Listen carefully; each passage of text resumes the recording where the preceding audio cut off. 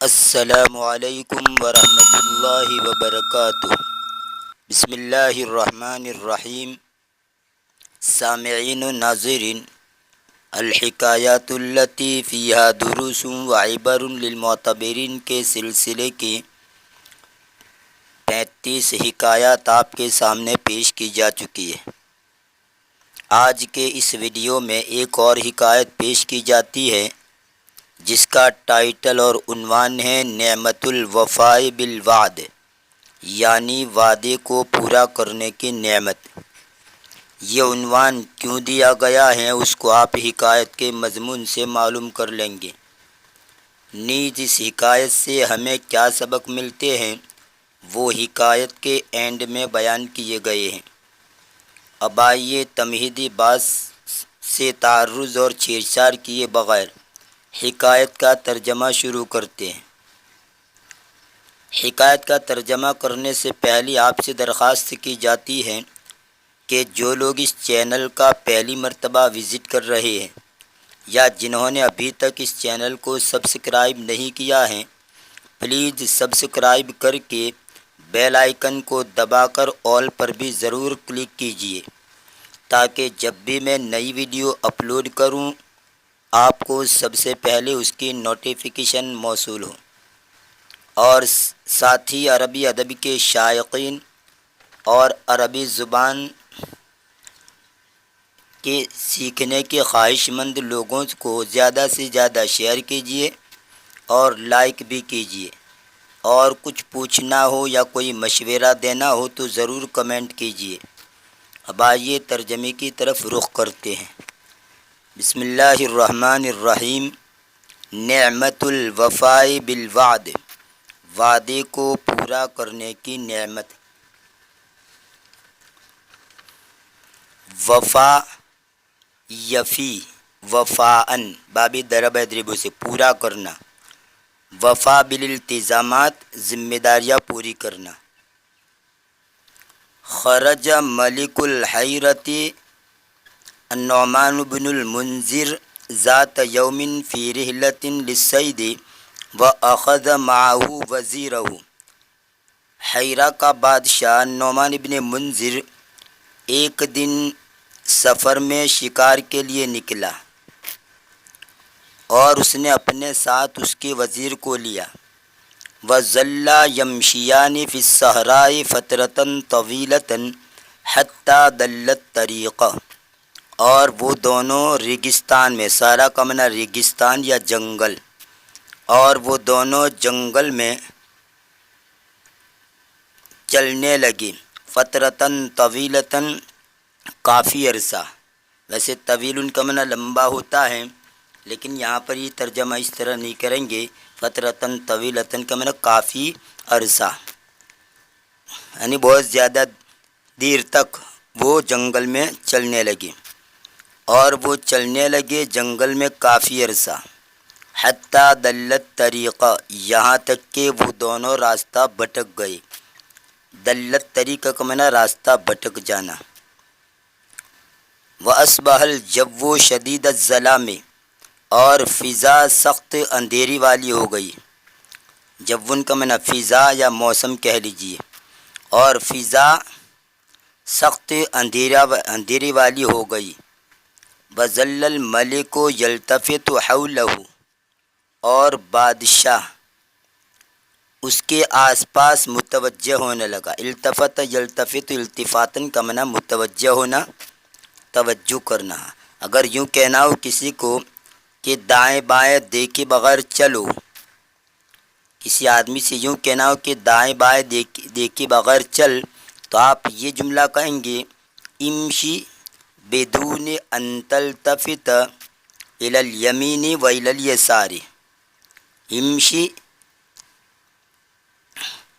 بدون ان تلتفت الی الیمین و الی الیسار، یعنی دائیں بائیں توجہ کیے بغیر چل۔ وظل الملک یلتفت حولہ، اور بادشاہ اس کے آس پاس متوجہ ہونے لگا، یعنی آس پاس دیکھنے لگا۔ فرآ کوخا صغیرا، پس اس نے ایک چھوٹی جھونپڑی دیکھی۔ کوہن کا معنی جھونپڑی، اس کی جمع آتی ہے اکواخن۔ فاسرع الیہ علی الفور، پس ان دونوں نے فوری طور پر فوراً اس کی طرف جلدی کی، یعنی جھونپڑی کے پاس گئی۔ وعندما وصل الاثنان الی الکوخ وجدا رجلا یعیش هو وابناؤہ وزوجتہ فی ھذا الکوخ، اور جس وقت دونوں پہنچے جھونپڑی کی طرف تو ان دونوں نے ایک آدمی کو پایا، یعنی انہیں ایک آدمی ملا، ان دونوں نے ایک آدمی کو پایا جو اور اس کے بیٹے اور اس کی بیوی رہتے تھے اس جھونپڑی میں۔ ان دونوں نے ایک آدمی کو پایا یعیش ہوا و ابناؤہ و زوجتہ، کہ وہ اور اس کے بیٹے اور اس کی بیوی رہتے تھے فی ھذا الکوخ، اس جھونپڑی میں۔ فقال لہ، تو ان دونوں نے اس کو کہا، یعنی اس آدمی سے کہا، بادشاہ اور وزیر نے آدمی سے کہا، لقد ضللنا الطریق، البتہ تحقیق کہ ہم نے راستے کو گم کر دیا ہے، یعنی ہم راستہ بھٹک گئے ہیں۔ وَنَفِدَ مَا مَعَنَا مِن طَعَامٍ وَشَرَابٍ،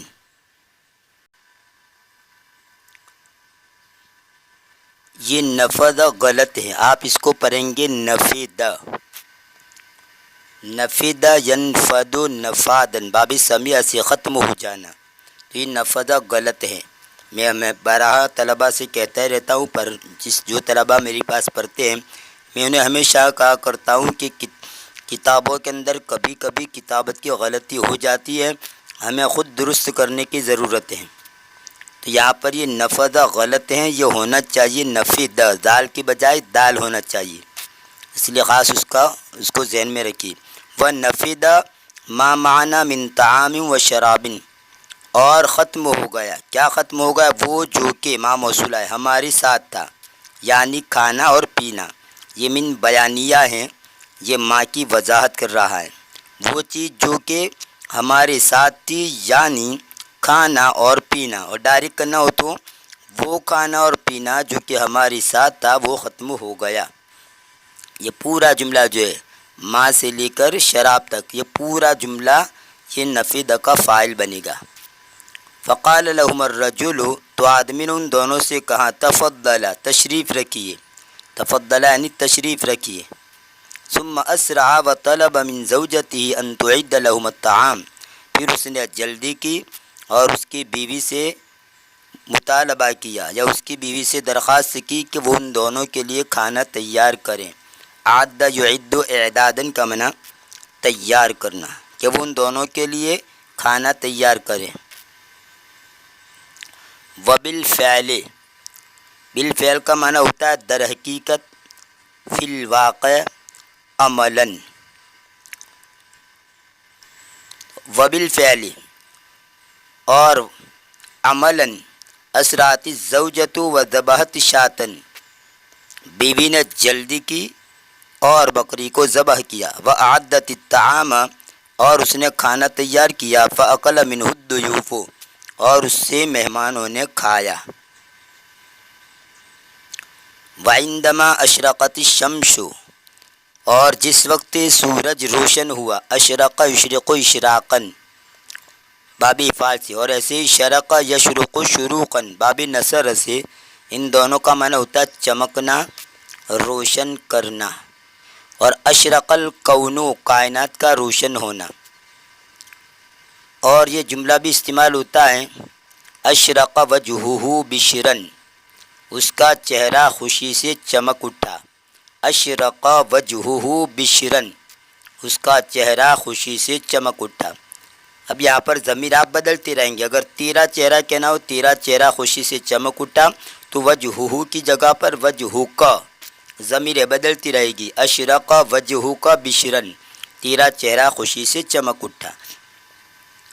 وعندما اشرقت الشمس، اور جس وقت سورج روشن ہوا، یہ شمس مؤنث ہے، اس وجہ سے اشرقت فعل بھی مؤنث لایا گیا۔ دلہم الرجل علی الطریق الصحیح، آدمی نے ان کی رہبری کی صحیح راستے پر۔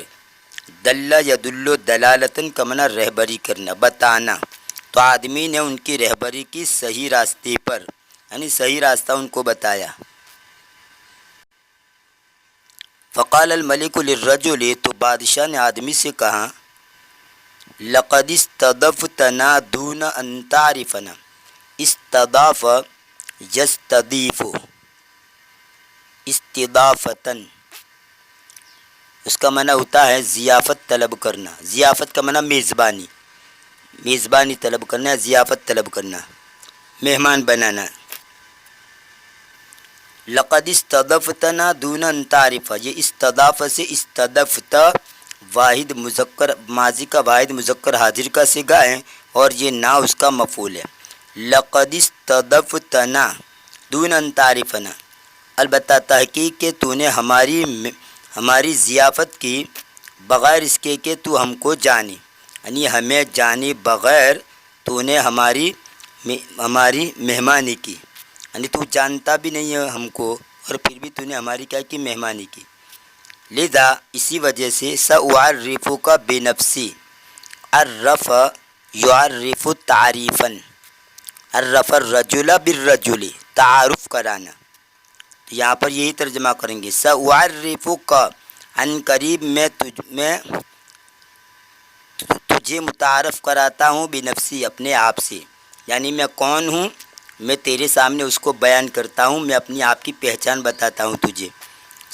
لذا اسی وجہ سے سأعرفک بنفسی، عن قریب میں تجھے اپنے آپ کا تعارف کراتا ہوں۔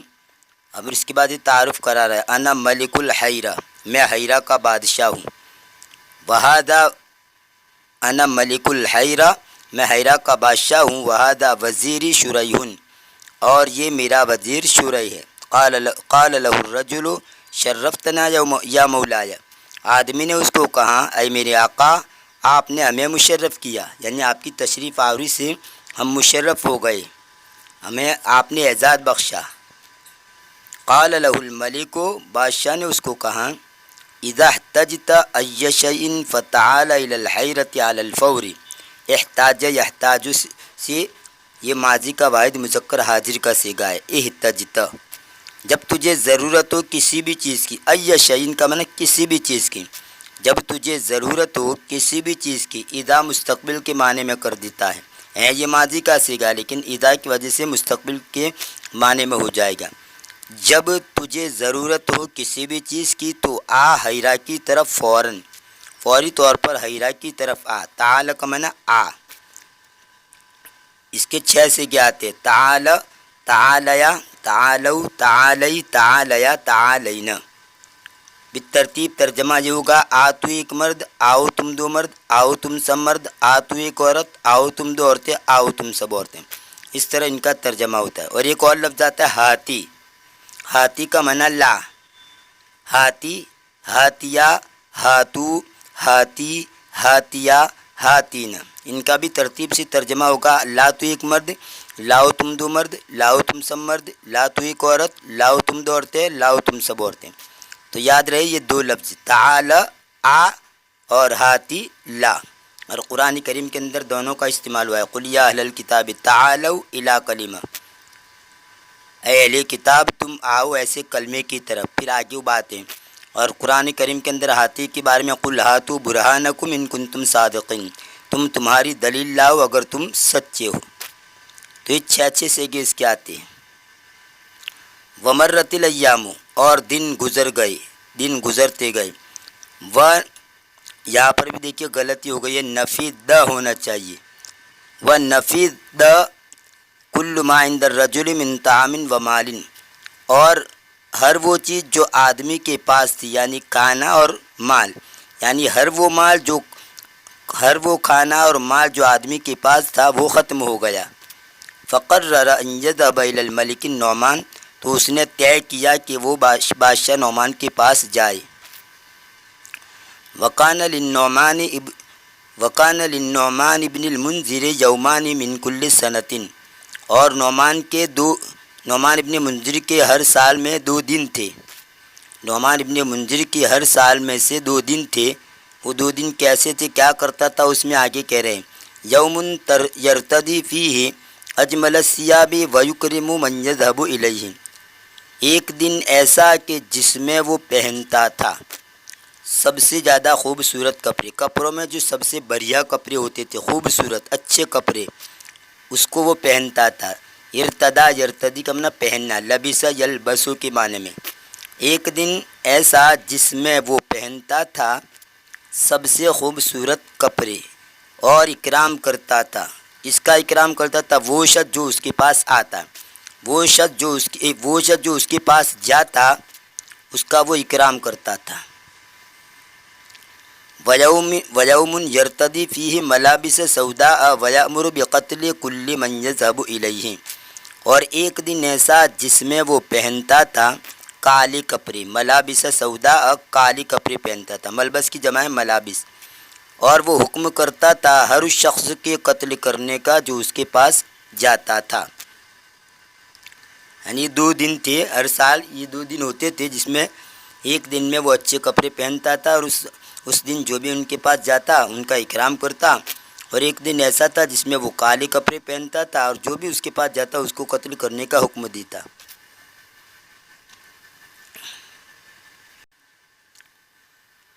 وعندما وصل الرجل الى الحیرة ذهب لقصر الملک وطلب مقابلته، اور جس وقت آدمی پہنچا حیرہ کی طرف وہ گیا بادشاہ کے محل کے سامنے، بادشاہ کے محل کے سامنے گیا اور اس نے اس کی ملاقات کی، درخواست کی، اور اس نے درخواست کی، اس سے ملاقات کی۔ قابل یقابل مقابلتن کا معنی یہاں پر مقابلتن، قابل یقابل مقابلتن کا معنی درخواست، ملاقات کرنا۔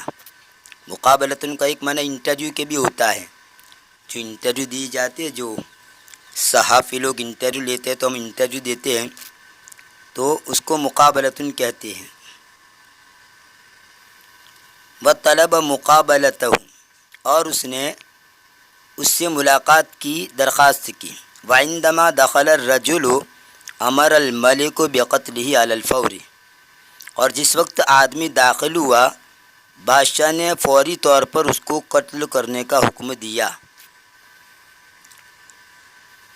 تعجب الرجل وقال للملک، تو آدمی نے تعجب کیا اور اس نے بادشاہ سے کہا انا الرجل الذی استضافک فی کوخہ یا مولایا، میں وہی آدمی ہوں کہ جس نے آپ کی مہمانی کی تھی اس کی جھونپڑی میں، اے میرے آقا، یعنی میں ہی وہ آدمی ہوں کہ تم اور وزیر آئے تھے جھونپڑی کے اندر اور میں نے تمہاری مہمانی کی تھی، میں وہی آدمی ہوں۔ قال له الجنود، تو لشکروں نے اس کو کہا فی ھذا الیوم یقتل الملک من یرید مقابلتہ، اس دن میں بادشاہ مار ڈالتا ہے، کس کو مار ڈالتا ہے؟ وہ شخص جو کہ اس کی ملاقات کو چاہتا ہے۔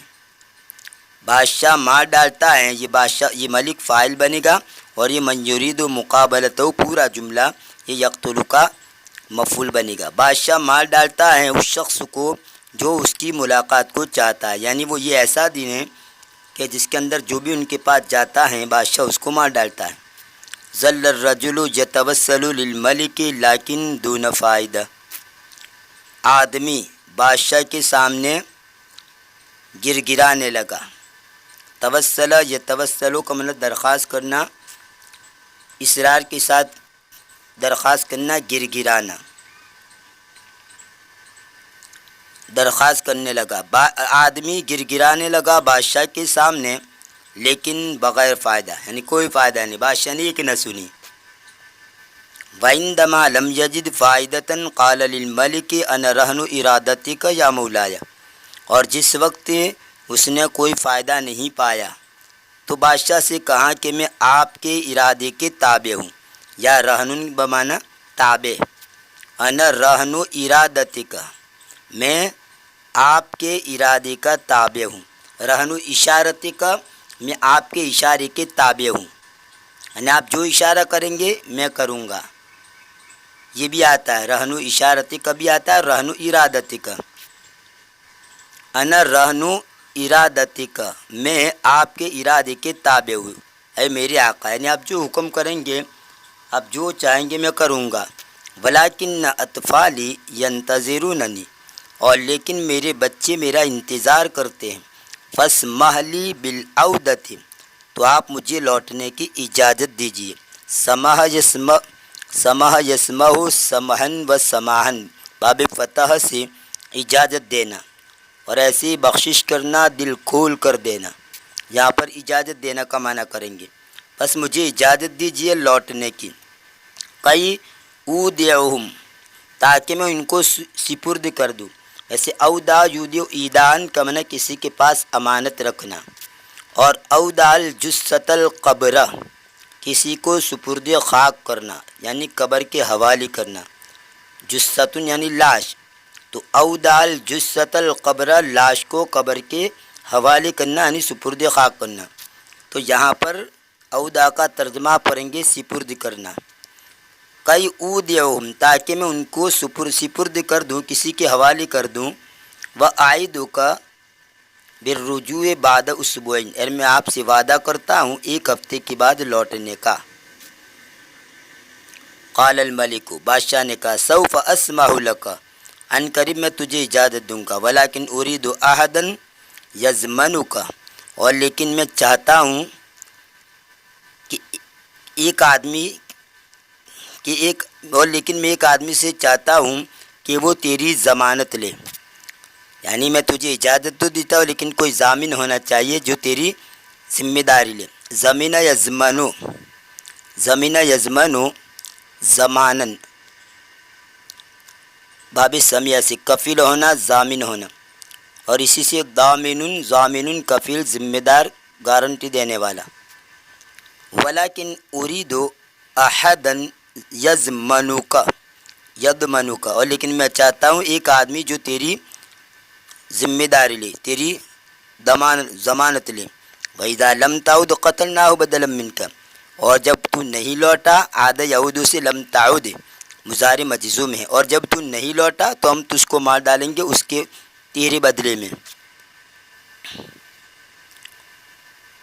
نظر الرجل وهو يشعر بالحزن الشدید فهو لا يعرف احدا، آدمی نے دیکھا اس حال میں کہ وہ سخت غم محسوس کر رہا تھا، بس وہ کسی کو نہیں جانتا تھا۔ فقال الوزیر شریح، تو وزیر شریح نے کہا، انا اضمنہ یا مولایا، انا اضمنہ یا مولایا، میں اس کی گارنٹی لیتا ہوں اے میرے آقا۔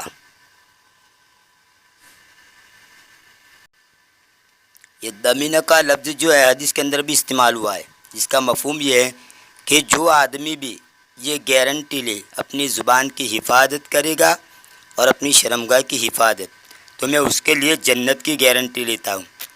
جو آدمی اپنی زبان کی اور اپنی شرمگاہ کی گارنٹی لے، یعنی اس کی حفاظت کرے گا، اس کی گارنٹی لے، تو میں اس کے لیے جنت کی گارنٹی لیتا ہوں۔ فقال الملک، تو بادشاہ نے کہا، سوف اقتلک بدلا منہ اذا لم یرجع، ان قریب میں تجھے مار ڈالوں گا اس کے بدلے میں جب وہ نہیں لوٹا۔ فوافق الوزیر، تو وزیر نے اتفاق کیا، یعنی ایگری ہو گیا۔ ومرت الایام، اور دن گزر گئے، دن گزرتے گئے۔ وفی الیوم السابع، اور 7ویں دن میں، وقف الناس فی ساحۃ البلد ووصل الملک والجنود، لوگ کھڑے ہو گئے شہر کے میدان میں، لوگ کھڑے ہو گئے فی ساحۃ البلد، شہر کے میدان میں۔ ساحتن کا معنی میدان، اس کی جماعت ہے ساحتن۔ ووصل الملک والجنود، اور بادشاہ اور لشکر پہنچے۔ والجمیع یتساءل، اور تمام ایک دوسرے سے پوچھ رہے تھے، هل سيعود الرجل في الموعد المحدد ام سيقتل الملك وزيره المخلص شریح، کیا آدمی مقررہ وقت میں لوٹے گا یا بادشاہ اس کے مخلص وزیر شریح کو مار ڈالے گا؟ یعنی آپس میں ایک دوسرے سے پوچھ رہے تھے تمام لوگ۔ فی الموعد المحدد، محدد کا معنی متعین، متعین وقت میں، جو وقت طے کیا تھا ہفتے کا، تو کیا آدمی متعین وقت میں لوٹے گا یا ان قریب بادشاہ اس کے مخلص وزیر شرح کو مار ڈالے گا۔ نظر الملک الی الشمس فوجدها قد غربت والرجل لم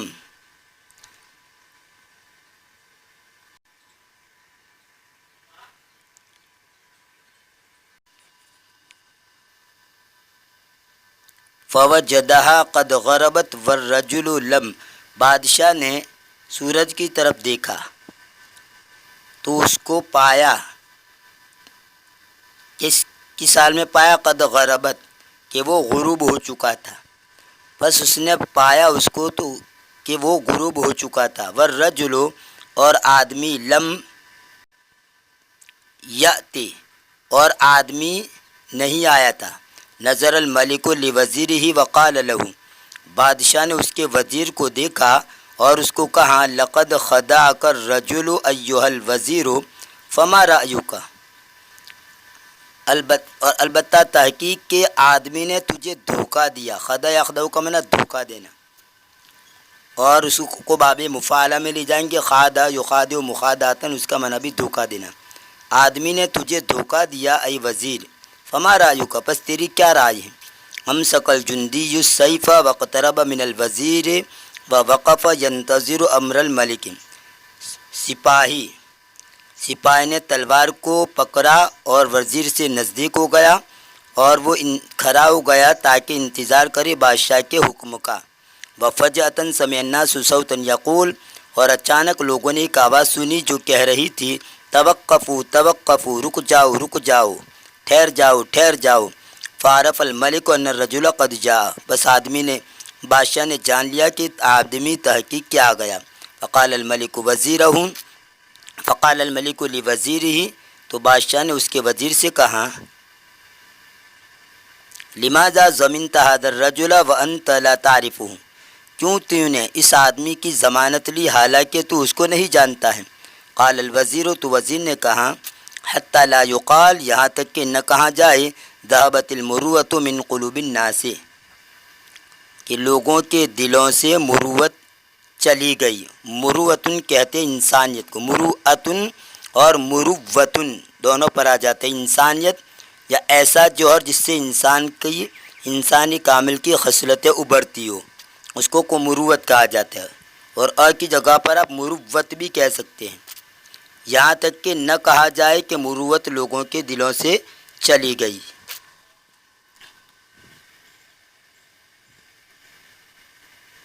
فالتفت النعمان الى الرجل وقال له وانت ایھا الرجل ما الذی دفعک للعودۃ، نعمان یعنی بادشاہ متوجہ ہوا آدمی کی طرف اور اس کو کہا، یعنی اس سے پوچھا وانت ایھا الرجل، اور تو اے آدمی، ما الذی دفعک للعودۃ، کیا ہے وہ چیز جس نے تجھے آمادہ کیا لوٹنے کے لیے؟ کیا ہے وہ چیز جس نے تجھے لوٹنے کے لیے آمادہ کیا؟ قال الرجل، تو آدمی نے کہا حتی لا یقال ذهب الوفاء من قلوب الناس، تاکہ نہ کہا جائے کہ وفا لوگوں کے دلوں سے چلی گئی۔ یعنی میں وعدہ کر کے گیا تھا اور وعدے کو نبھانا پورا کرنا ضروری ہے، اگر میں نہ آتا تو یہ کہا جاتا کہ لوگوں کے اندر وفاداری نہیں ہے۔ فابتسم الملک وقال، بس بادشاہ مسکرایا اور اس نے کہا وَأَنَا عَفَوْتُ عَنْكُمَا حَتَّى لَا يُقَالُ ذَهَبَ الْعَفْوُ مِنْ قُلُوبِ النَّاسِ، اور میں نے تم دونوں کو معاف کر دیا، یا میں نے تم دونوں سے درگزر کیا، جو بھی کہو، درگزر کرنا کہو کہ معاف کرنا کہو، میں نے تم دونوں سے درگزر کیا یا میں نے تم دونوں کو معاف کر دیا تاکہ نہ کہا جائے کہ لوگوں کے دلوں سے عفو یعنی معافی چلی گئی ہے۔ وَآتَى الرَّجُلَ أَمْوَالًا كَثِيرَةً، وَآتَى الرَّجُلَ أَمْوَالًا كَثِيرَةً، اور اس نے یعنی بادشاہ نے آدمی کو بہت مال دیا۔ وَعَادَ الرَّجُلُ إِلَىٰ أَهْلِهِ سَالِمًا غَانِمًا، اور آدمی اپنے گھر کی طرف لوٹا سالمًا غانمًا، صحیح سالم، اور غانمًا کا معنی یہ مال وصول کرتے ہوئے، صحیح سالم اور مال وصول کرتے ہوئے وہ لوٹا۔ اب ان سے ہمیں کیا سبق ملتے اس کو بیان کر رہے ہیں۔ کرم الضیافت صفت جمیلۃ ینبغی ان یتحلی بها المؤمن، میزبانی اچھی طرح میزبانی کرنا، کرم الضیافتی اچھی طرح میزبانی یا مہمانی کرنا، یہ اچھی صفت ہے۔ مناسب ہیں کہ اس کے ساتھ مومن آراستہ ہو، مناسب ہیں کہ اس کے ساتھ مومن آراستہ ہو، یعنی مومن یہ صفت اپنے اندر پیدا کرے۔ فقد قال النبی صلی اللہ علیہ وسلم، پس تحقیق کہ اللہ کے رسول نے فرمایا، من کان یؤمن باللہ والیوم الآخر فلیکرم ضیفہ، وہ آدمی جو کہ اللہ اور یوم آخرت پر یقین رکھتا ہو چاہیے کہ وہ اس کے مہمان کا اکرام کرے۔ وَلَقَدْ رَأَيْنَا كَيْفَ أَنَّ هَذَا الْفَقِيرَ أَكْرَمَ مَلِكَ الْحَيْرَةِ وَوَزِيرَهُ دُونَ أَنْ يَعْرِفَهُمَا، اور البتہ تحقیق کہ ہم نے دیکھا کہ کیسے اس فقیر نے حیرہ کے بادشاہ اور اس کے وزیر کا اکرام کیا بغیر اس کے کہ وہ ان دونوں کو پہچانی، یعنی انہیں پہچانتا بھی نہیں تھا اور ان کا اکرام کیا۔ لأن اکرام الضیف کان من اخلاق العرب حتی قبل الاسلام، اس لیے کہ مہمان کا اکرام کرنا یہ عرب کے اخلاق میں سے یہاں تک کہ اسلام سے پہلے ہی، یعنی اسلام سے پہلے زمانے جاہلیت کے اندر بھی لوگ مہمانی کا اکرام کرتے تھے۔ اسلام نے تو سکھایا ہی ہے مہمان کا اکرام کرنا، لیکن زمانے جاہلیت میں جو لوگ تھے وہ بھی مہمان کا اکرام کرتے تھے۔ دوسرا سبق یہ ملتا ہے ان اللہ عز و جل ینصر المظلوم وینجیہ، وینجیہ بھی پڑھ سکتے ہیں وینجیہ بھی پڑھ سکتے ہیں، بابی فعل اور بابی تفعیل دونوں سے آتا ہے کہ اللہ تبارک و تعالیٰ مظلوم کی مدد کرتا ہے اور اس کو نجات دیتا ہے۔ فَلَقَدْ رَأَيْنَا كَيْفَ نَجَّى اللَّهُ هَذَا الرَّجُلَ الْفَقِيرَ وَنَجَّى الْوَزِيرَ شُرَيْحَ، پس البتہ تحقیق کہ ہم نے دیکھا کہ کیسے اللہ نے اس غریب آدمی کو نجات دی اور وزیر شریح کو اس نے نجات دی۔ تیسرا سبق یہ ملتا ہے یجب علی المسلم ان یساعد اخاہ وبخاصۃ لو کان مظلوما، مسلمان پر ضروری ہے کہ وہ اس کے بھائی کی مدد کرے اور خاص طور پر اگر وہ مظلوم ہو، یعنی مظلوم ہو بھائی تو اس کی مدد کرے۔ بلکہ حدیث کے اندر آتا ہے انصر اخاک ظالما او مظلوما، کہ ظالم کی بھی مدد کرو اور مظلوم کی بھی مدد کرو۔ تو صحابہ نے پوچھا اللہ کے رسول مظلوم کی مدد تو سمجھ میں آتی ہے لیکن ظالم کی مدد کیا کرے؟ تو اللہ کے رسول نے فرمایا کہ ظالم کی مدد یہ ہے کہ اس کو ظلم کرنے سے روک دو، یہ اس کی مدد ہے۔ وبخاصۃ، اور خاص طور پر لو کان مظلوما، اگر وہ مظلوم ہو۔ وَلَقَدْ رَأَيْنَا كَيْفَ أَنَّ الْوَزِيرَ شُرَيْحَ زَمِنَ الرَّجُلَ حَتَّى يَذْهَبَ لِيَرَىٰ أَوْلَادَهُ وَزَوْجَتَهُ عَلَى الرَّغْمِ مِنْ أَنَّ الْمَلِكَ أَخْبَرَهُ أَنَّهُ سَيَقْتُلُهُ مَكَانَ هَذَا الرَّجُلِ إِذَا لَمْ يَرْجِعْ بَعْدَ أُسْبُوعٍ، اور البتہ تحقیق کہ ہم نے دیکھا کہ کیسے وزیر شریح نے اس آدمی کی ضمانت لی تاکہ وہ یہاں تک کہ وہ جائے تاکہ اپنی اولاد کو اور اس کی بیوی کو دیکھے، باوجود اس کے کہ بادشاہ نے اس کو خبر دی تھی کہ عنقریب وہ اس کو مار ڈالے گا اس آدمی کی جگہ پر، جب وہ ایک ہفتے کے بعد نہیں لوٹا تھا۔ یہ خطرہ تھا تب بھی اس نے ضمانت لی وزیر نے۔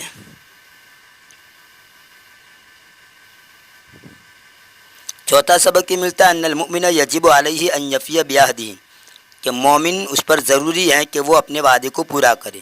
حدیث کے اندر آتا ہے منافق کی 3 علامتیں ہیں، جب بات کرے تو جھوٹ بولے، وعدہ کرے تو وعدہ خلافی کرے، اور جب اس کے پاس امانت رکھی جائے تو اس کے اندر خیانت کرے۔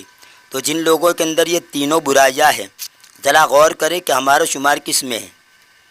بولتا ہے تو جھوٹ بولتا ہے، وعدہ کرتا ہے تو وعدہ خلافی کرتا ہے، اور امانت رکھی جاتی ہے تو خیانت کرتا ہے۔ اگر ایسا کوئی آدمی ہو تو ذرا اپنے گریبان میں منہ ڈالیں کہ ہم کس کے ساتھ کس میں ہم شامل ہو رہے ہیں۔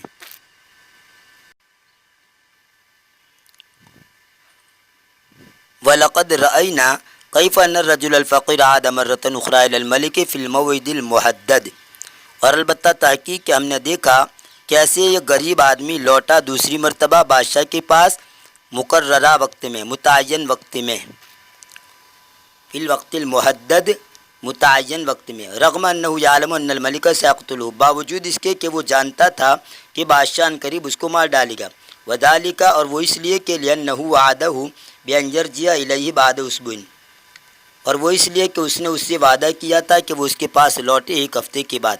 فکان ذالک سببا فی نجاتہ وفی نجات الوزیر شریح، پس وہ سبب ہو گیا اس کی نجات کا اور وزیر شریح کی نجات کا، یعنی یہ وعدے کو پورا کرنا یہ وزیر کی نجات کا بھی سبب بن گیا اور خود اس آدمی کی نجات کا بھی سبب بن گیا۔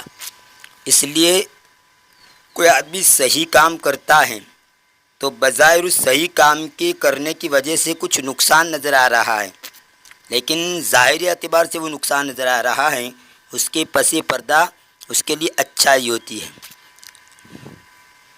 یہاں پر دیکھیے، وہ آدمی وعدہ پورا کرے گا تو اس کی جان کا خطرہ ہے۔ ظاہری اعتبار سے یہ نظر آ رہا ہے کہ میں واپس بادشاہ کے پاس جاؤں گا تو مجھے مار ڈالے گا، اور یہ شورے جو وزیر تھا اس نے بھی ضمانت لی تو اس کو بھی یہ نظر آ رہا تھا مجھے مار ڈالا جائے گا، لیکن اللہ نے کیا صورت نکال دی کہ دونوں کی جان بچ گئی وعدہ کو پورا کرنے کی وجہ سے۔ یہ تھی الحکایات التی فیہا دروس و عبر للمعتبرین کے سلسلے کی حکایت نمبر 36۔ انشاءاللہ آنے والی ویڈیو میں ایک اور حکایت آپ کے سامنے پیش کی جائے گی، تب تک کے لیے انتظار کیجیے۔ دعا میں یاد رکھیے، فی امان اللہ، الی اللقاء۔